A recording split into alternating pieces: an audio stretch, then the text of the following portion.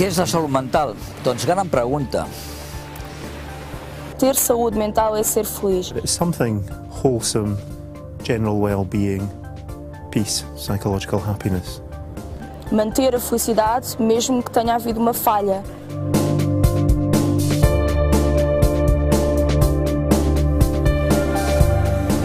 Estar bé amb un mateix i fer allò que pot, que vol, que li agrada, sense fer mal a un mateix ni tindre conseqüències negatives per ningú.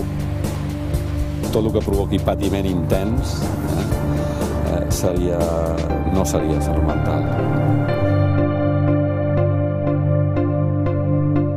És veritat que el patiment psicològic existeix, que viure té patiment i té dificultats pròpies del fet de viure.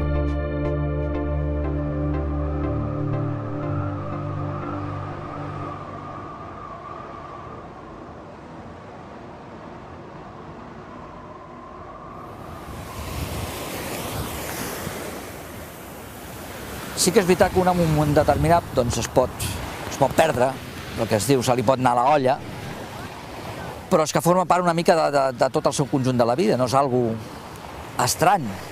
Patir està dintre del que a un ser humà li pot passar. Nadie que padezca un problema, un trastorno de salud mental está siempre en crisis.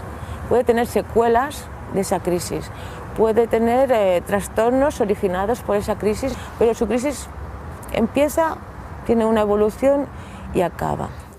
The degree to which people will be affected by their mental health problem may vary. So some people may have a very short episode and they will recover and go back to their previous lives. Others may have problems on and off over a number of years, and some may have problems for a good number of years. I tornar a una certa normalitat, a lo que la societat entén com a normal, doncs no sempre és fàcil. But what we are clear about is that people can recover. It doesn't mean they are necessarily cured, but it means that they can live a full life in spite of any mental health problem that they have.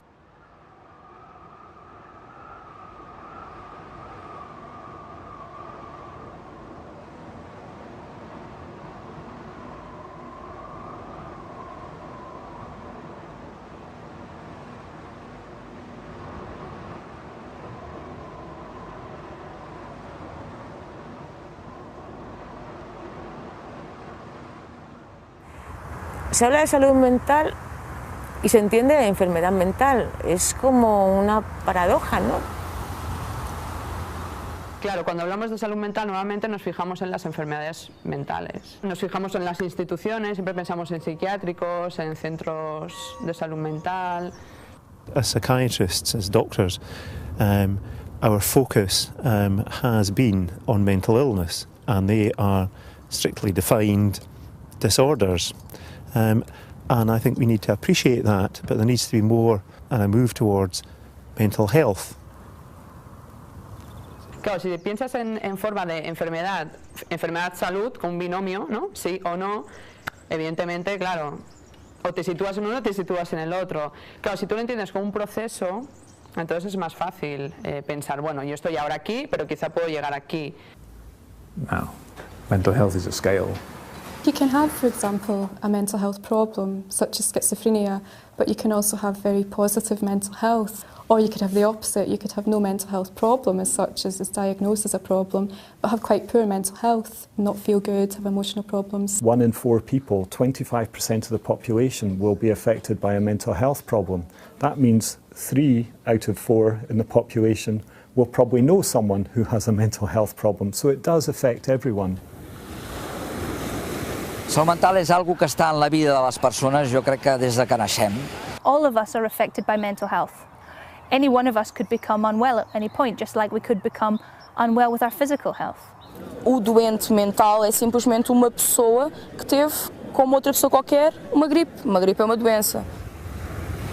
I hem d'avançar aquí perquè no es pot dividir, fer aquesta divisió salut física, salut mental, no té massa sentit. Most people enter services through crisis. When things go badly wrong. Por los servicios de salud mental, si estuvieran bien enfocados, tendría que pasar todo el mundo, porque sería un aprendizaje para que todos disfrutáramos de una mejor vida. We could reduce the number of people who go in as an emergency admission or through accident and emergency, because people would see the warning signs earlier, and people would take better care earlier. Ahora, tal como está enfocado, pasan las personas que tienen un trastorno de salud mental y el resultado es que acaban con una peor vida.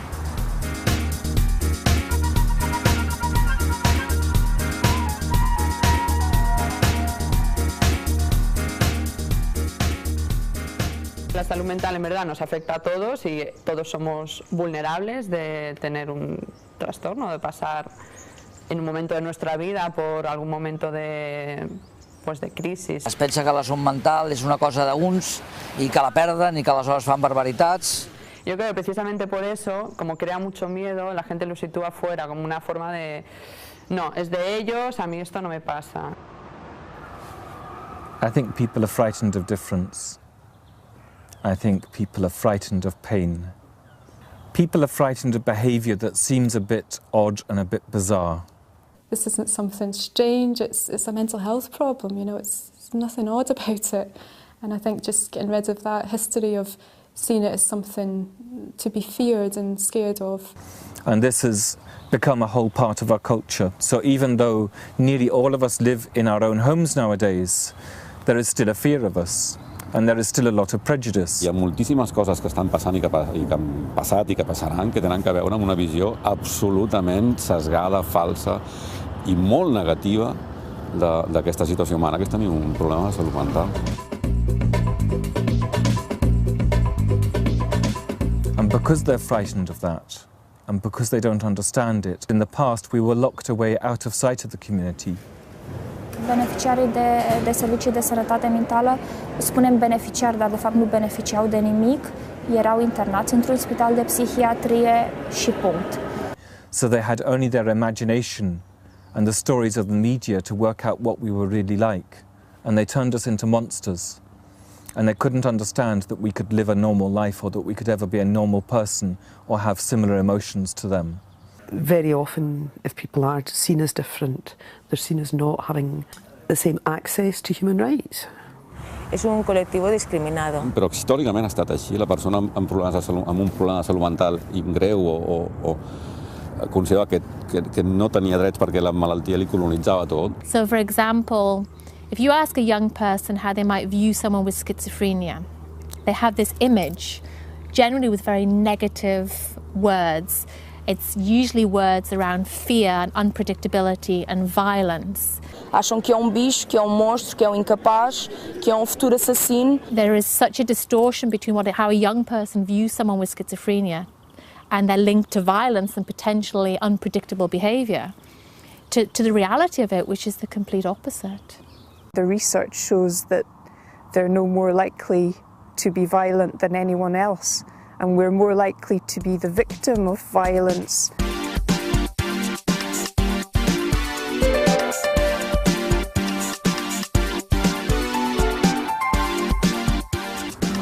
Porque ser rubio, ojos azules, significa unas cosas determinadas, porque hayas pasado por un hospital significa otras cosas determinadas, porque tengas una inclinación sexual significa unas cosas determinadas, y esto lo marca la sociedad.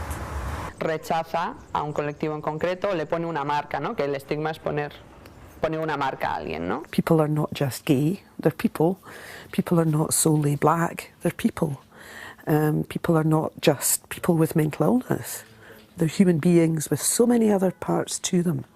There's a lot of stigma attached to mental illness, and I think that goes, it doesn't matter which country you're in the world. 30% of the people who have mental health problems don't want to speak to anybody about it. They can't tell people.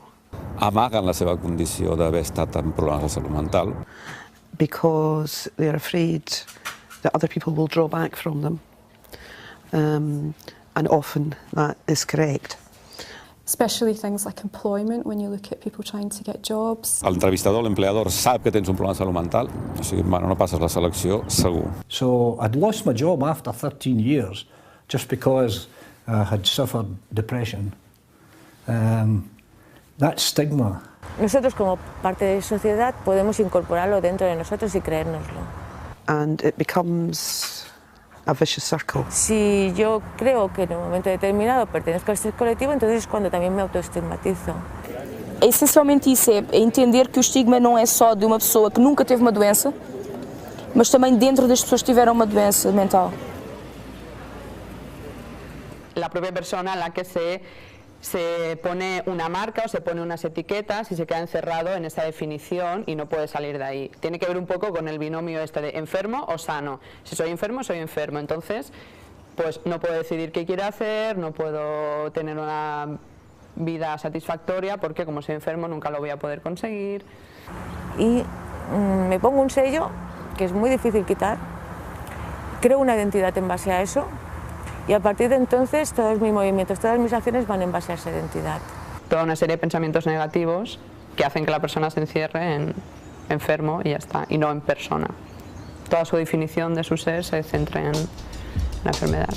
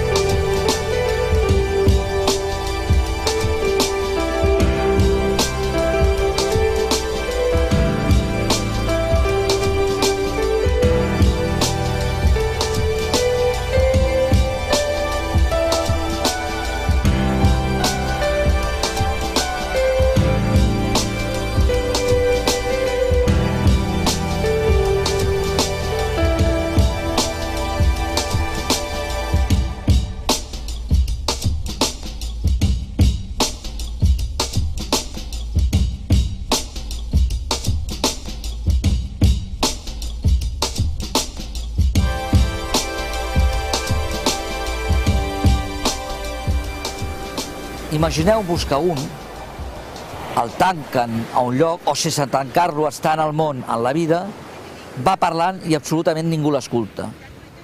Aquella persona més sincera, amb més salut, acabaria sense salut. Un miedo muy grande es a que me digan qué estás diciendo, tú no tienes por qué decir nada a esto. We want choice. So how can we get our choice if we're not being listened to? When you can advocate for yourself, when you can speak out about your issues, it gives you strength. And that can help you in your recovery. It's a really strong component of recovery, in fact.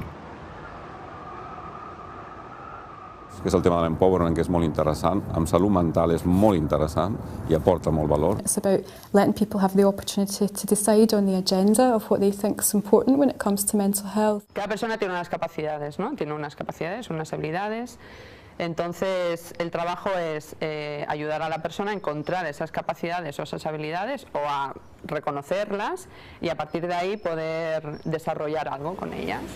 Estás a dar poder a essa pessoa para ela voltar à vida dela. Però per manegar la seva pròpia vida, no la dels altres. Això és molt important. Básicamente es tener las riendas de tu vida, o sea, tener el control, las decisiones sobre tu vida. It's all about thinking for yourself and not letting other people think for you that are not really experienced enough to think for your best interest. D'alguna manera la recuperació passa perquè la persona recuperi poder, projecte de vida y no només que no tingui síntomas. Sobre todo es eso, yo creo que es el sentir el poder que se dice que es, bueno, pues sentir que eres capaz, ¿no? Y lo que más te puede ayudar es que alguien crea en ti.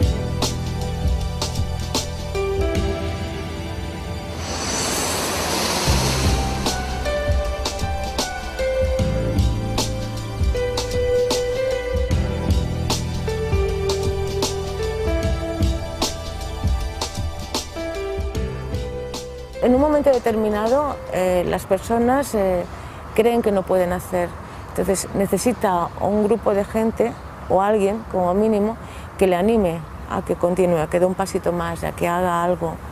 To, co najbardziej służy zdrowiu, to poczucie, że się jest potrzebnym, zaangażowanym. Por eso es precisamente muy importante las asociaciones, porque ahí es donde una persona pues, va a encontrar el apoyo de alguien más que está diciendo sí, sí, tú puedes hacer.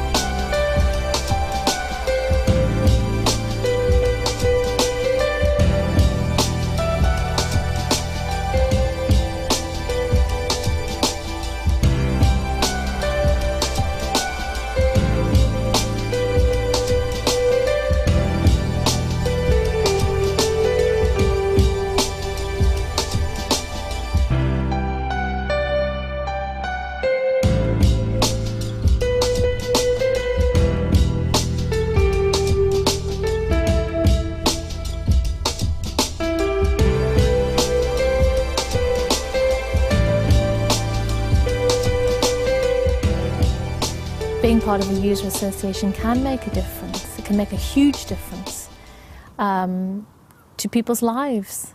En una asociación de usuarios lo que se hace son procesos de empowerment. And it's a way of empowering people through a group having a bigger voice than an individual. Utente que faz parte de uma associação de utentes, criado por utentes, é capaz de ter mais abertura, uma voz más ativa, uma capacidade maior de entender. Es que una asociación de usuarios ayuda a la capacitación en sí, como asociación, porque formas parte de un grupo, porque te relacionas con otras personas que han pasado por procesos como tú, por lo tanto puedes compartir, ver que no eres el único. They feel empowered to speak out, they have increased confidence to speak out. Being a member of a user group is good for your mental health. Para que realmente se dé un cambio en la sociedad al respecto, es necesario que existan asociaciones, que se creen asociaciones o grupos que realmente crean que tienen que luchar por tomar las riendas de su vida independientemente y las riendas de la vida social del col·lectiu com a grup. Perquè si no, com a col·lectiu, com tots col·lectius que pateixen alguna cosa, difícilment es traslladaran el que pensa, el que necessiten i el que volen, tant a qui els atenen com a la societat, individualment. És agafar moltes idees i moltes vivències de moltes persones, anar-les a buscar activament, recollir-les, posar-les en valor en un document i portar-ho a moure-ho. Això, l'acció individual no ho pot fer de cap manera.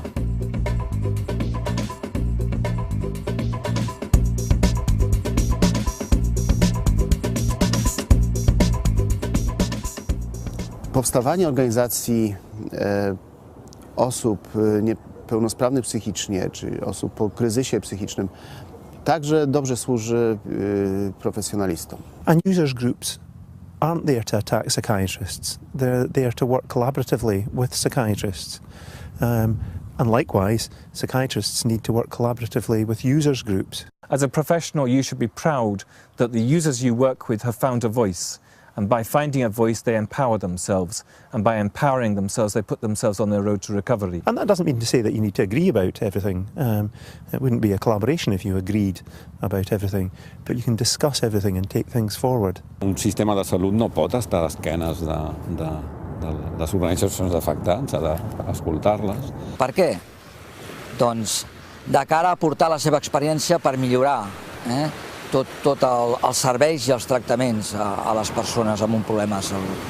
Que algunes coses no es veuen si no és des del punt de vista de l'usuari. És així.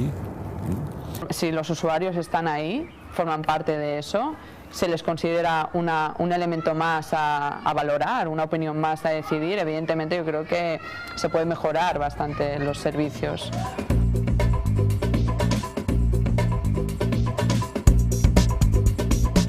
Powstawanie organizacji osób z niepełnosprawnością psychiczną również pomaga rodzinom.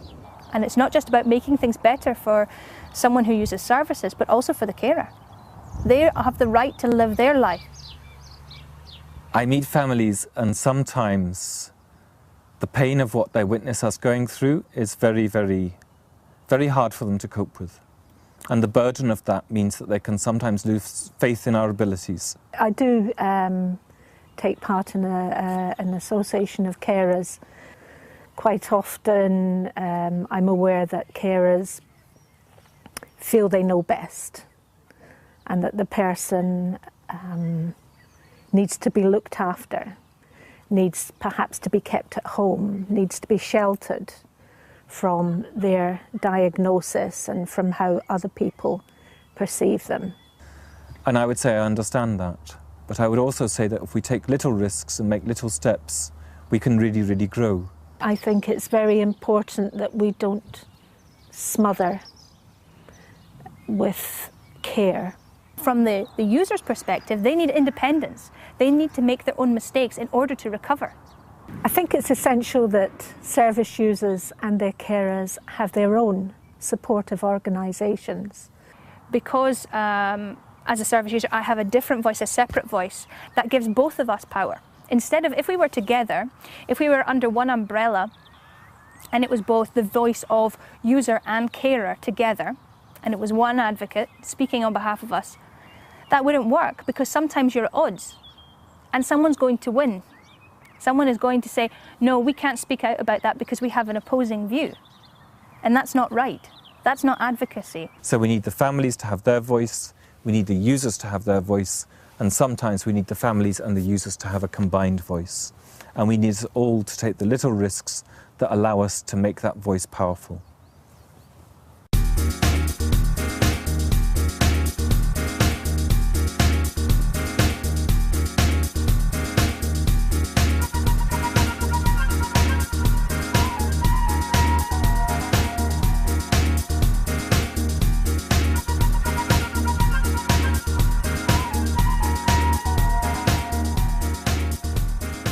Antes de conhecermos a HUG e principalmente o sucesso das associações de utentes da Escòcia, ninguém acreditava que fosse possível. Va ser revelador veure com moviment d'usuaris i organitzacions d'usuaris a altres llocs havien aconseguit coses molt importants. Parlo d'Escòcia i dels Highlands i de HUG, no?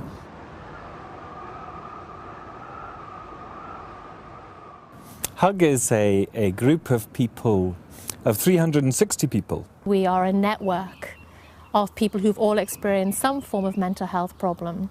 I suppose most of us at one time or another have been in hospital ourselves, and we meet together to change the world, to make it wake up and realise that it needs to change, to shake it and make it realise it needs to change. And we have two main objectives. One is to improve the services and the treatment that people receive within hospital, but also within community services, and to influence the policy and the strategy with which those services are embedded. And the other side of the work is challenging stigma and increasing public awareness of mental health issues. And we do that by talking about our lives, the things that are done to us, the treatments we get, the people around us, and we speak out on those issues to make people listen, to hear our voice, to understand, because we're experts by having been through what we've been, in what affects us, what helps us and what doesn't help us. We don't provide particular support. It's not like that. We are a voice for the people that are our members. It's very much not speaking for the person, but it's finding a way to support them to speak out for themselves. That's HUG, allowing me to speak out and be myself, and not to accept injustices. That I am a human being, I do have value as a human being, and I do have a voice. HUG's reputation speaks for itself in the sense that the messages that they deliver, whether they are verbal messages or written messages, immediately have credibility. We deliver training, mental health awareness training, to professionals. And that involves psychiatrists, social workers, nurses, as well as people like the police and people within NGOs and the voluntary sector. We also need to be ever guided by the people who are experiencing these conditions themselves, and their what they like, what they don't like, what they believe in, and take account of all of these factors in how we work with people. It's very difficult to speak about injustices by staff at user centres. If I'm brutally honest, initially I was a bit sceptical and possibly a bit threatened by people telling me how I should be working. We don't just talk to the professionals, we listen to them, and we have discussions and debates, and it's very interactive, it's very dynamic and it's very interactive, and that's the bit that I think people value hugely. The quality of the work they do to support the people who contribute to our programme is first class. We also have professionals telling us that it's given them greater confidence to practice. They have very significantly impacted on the way we practice in Scotland and in Highland. And I think I can honestly say they have very significantly impacted on the way I practice. And the work that I love and I'm absolutely impassioned about is working with young people.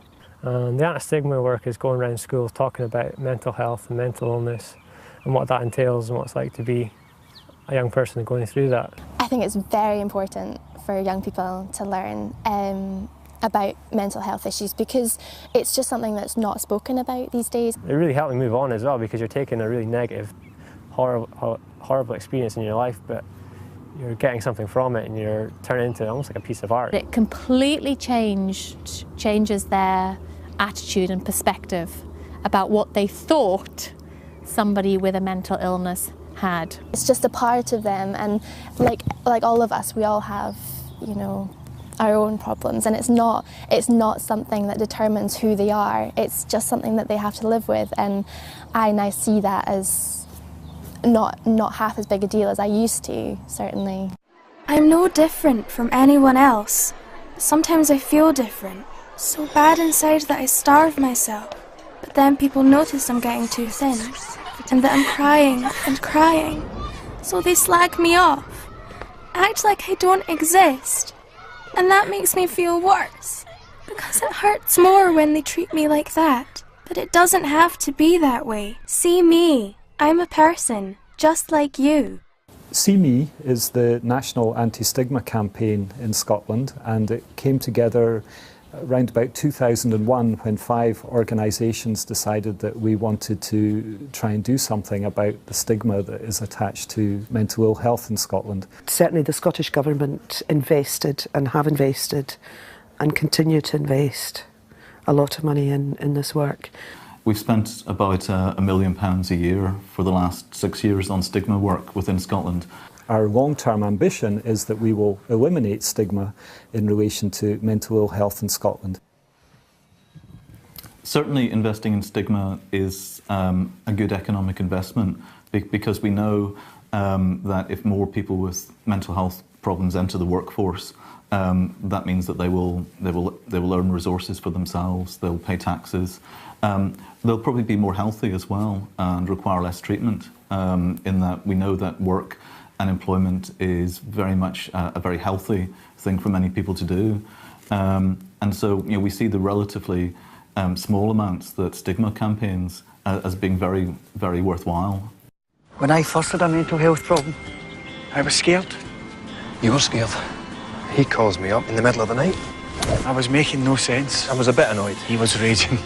I go round and something's like wrong. I'd hidden it so long, I got to the doctors, got help. You still didn't want folk to know? Didn't want to answer the door? Only because I knew it was you. And I just kept going round? Aye, like a stuck record. Need anything, want to play golf. But I was scared to go out. You're scared? You'd get beat at golf. That's what I like about you, Johnny. You didn't change. And I get better. For people with a mental health problem, what you do makes a difference. Be there, be yourself. We find the user movement very helpful in Scotland for a number of reasons. They help us in the design and development of policy. They identify what the priorities are for service users and carers. And sometimes those priorities are difficult for us. They're not always easy for us. But it means that we do have to address the real issues and the real lived experience of people. And it was a slow process. Initially, people found it very difficult to believe that there was any reason we needed a voice. But slowly we gained allies, and we had people in England who were doing the same thing, and a body of literature and evidence that showed there was a moral and ethical and also an evidence-based need for a voice. And more especially, I think the Scottish Government want to listen to service users now, which, in my opinion, they didn't do before. Very often we focus and we think about treatment as though treatment is the only issue. But that wasn't the most important thing that service users told us. They said the most important thing to them was how people treated them, not the treatment that they got. And that's led us to develop something called the Scottish Recovery Indicator, which is a way that we use to assess services, to see the degree to which those services reflect the principles and expectations that service users and we have about how care is delivered. And that we think that's incredibly powerful. Mental health work in Scotland has changed dramatically over the last 20 years. You can tell by the size of our psychiatric hospitals. They're shrinking. They're becoming, very small in comparison with the big institutions we used to have. We've seen the closure of the long-stay large hospitals and being replaced with services either in the community or in smaller, more specialist hospitals. Sometimes my well-being is better when I go and live with a certain person. or in a certain area. So those things are important, and it's about sitting and listening to people rather than just thinking of medication. So one of the big developments is in choice, and another massive development is in the shift to people living and working and breathing in their own communities. HUG started about 12 years ago and is now a very developed group, but there are also other groups across Scotland. We have Acumen, we have Augment, we have Plus, we have Vox, our national voice, we have Lanarkshire Links, we have Edinburgh Users Forum, East Lothian Involvement Group.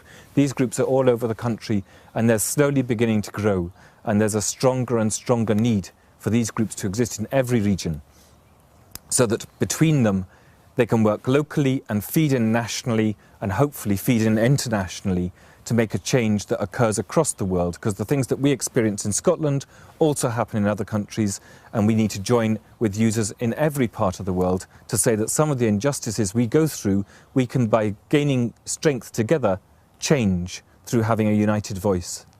Because quite often the problem is people don't know it's possible. It's an education issue. And now we've educated, it's now the hard work time. Now people have to go and do that in their own back gardens, in their own countries.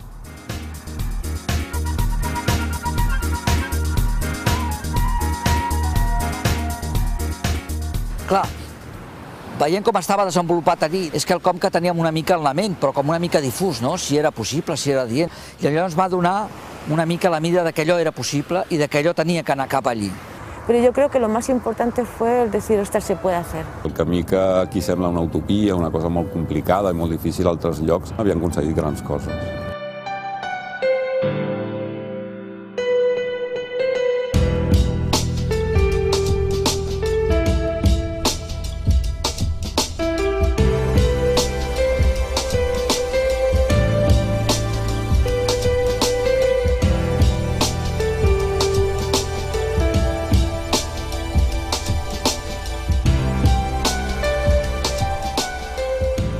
And this is how it happens. The word spreads, you're known with small tiny steps to make small changes. You know that a small group of people can go and meet a small other group of people and change their minds forever. And by doing this, by meeting together, by encouraging each other, by supporting each other, by acting as a catalyst to the huge talents our members have, we give something that people want to be a part of. Not everyone wants to change the world, but some people do. And when they meet each other and they support each other, then they can help that change happen. So if I can speak out and challenge the system, challenge attitudes, challenge professional practices, so that nobody goes through what I went through, then I will have done something great.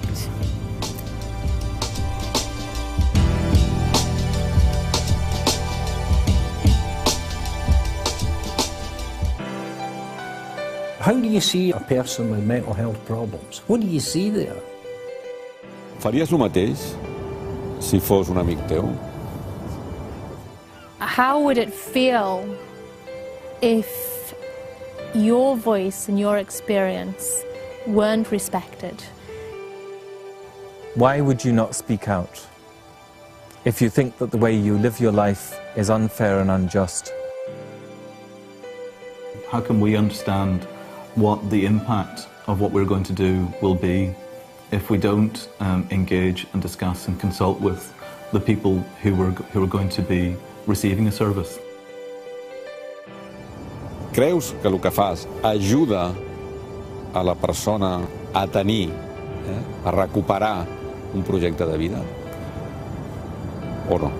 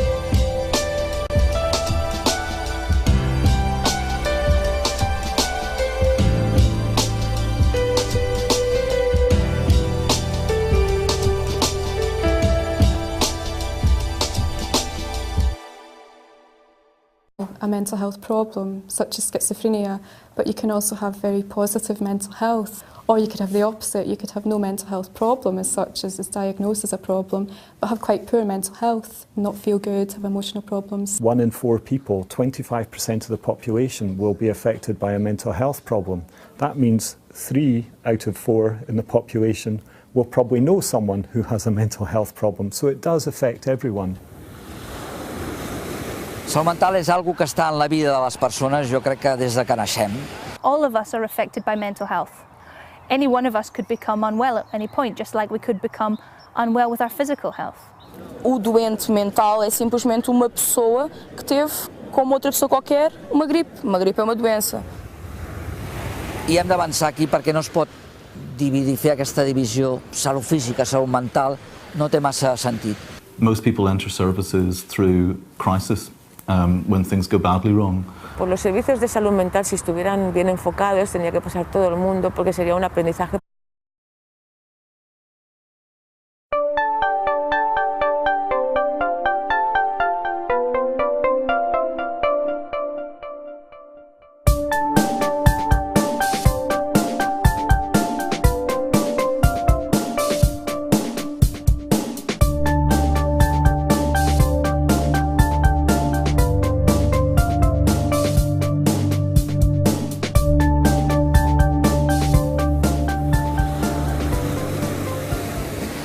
Què és la salut mental? Doncs gran pregunta. Ter saúde mental é ser feliz. It's something wholesome, general well-being, peace, psychological happiness.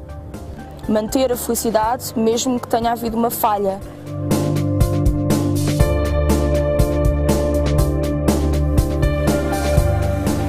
Estar bé amb un mateix i fer allò que pot, que vol, que li agrada, sense fer mal a un mateix ni tindre conseqüències negatives per ningú.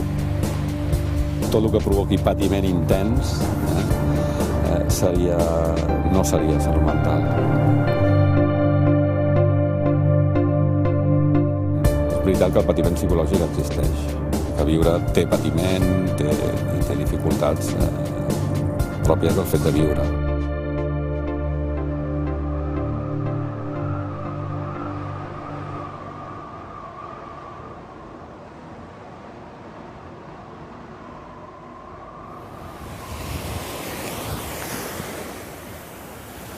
Sí que és veritat que un en un moment determinat doncs es pot perdre, el que es diu, se li pot anar a la olla, però és que forma part una mica de tot el seu conjunt de la vida, no és algo estrany. Patir està dintre del que a un ser humà li pot passar. Nadie que padezca un problema, un trastorno de salud mental está siempre en crisis. Puede tener secuelas de esa crisis.